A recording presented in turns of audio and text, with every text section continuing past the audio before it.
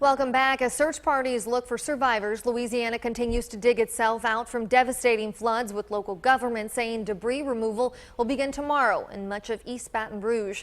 Right here in South Carolina, our Red Cross volunteers join the effort with hundreds of other volunteers across the country. Joining us in the studio this morning is Jennifer Heisler with the Red Cross. Jennifer, I was just talking to you about how you went to Texas, and we have volunteers now going to Louisiana. South Carolina has always been so helpful to other places who are devastated by floods. Tell us about the experience here in Louisiana for the folks.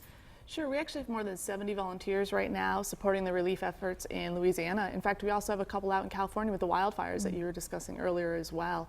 But they're down there, they're providing food and shelter, emotional support, and starting to help these families in the recovery process. And, we had Louise on our show before who spoke to us about when you went to Texas, but she's now down there in Louisiana. What has she been saying? What has she been telling you? I actually spoke with Louise, and she was telling me about one person in particular, Sandy. She escaped her home on an air mattress. One of her neighbors helped her out, and she was only able to escape with her walker. And the Red Cross was able to purchase a wheelchair for her. Wow. And she's in one of our shelters right now. So you also have people staying here helping out. How does that work? Some of the volunteers are here. They're manning a virtual call center. So when people in Louisiana need help, they're calling a 1-800 number, and they are reaching one of our volunteers anywhere across the country. They can do it from our office in North Charleston or from their home, and they're helping direct into the shelter to what resources are available. We're also actually fielding calls of people that want to volunteer and want to donate as well.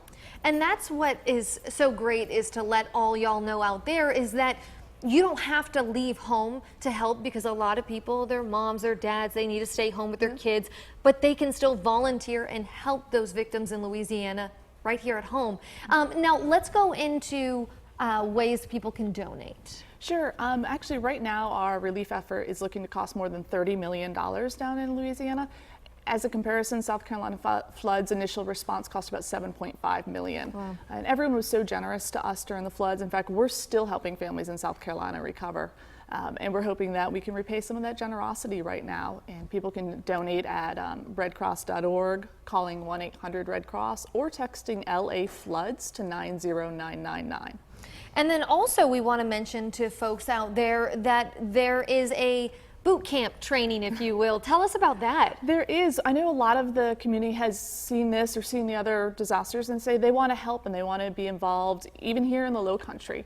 And we have a one-day boot camp coming up on August 31st. We're going to go through the basics of disaster response.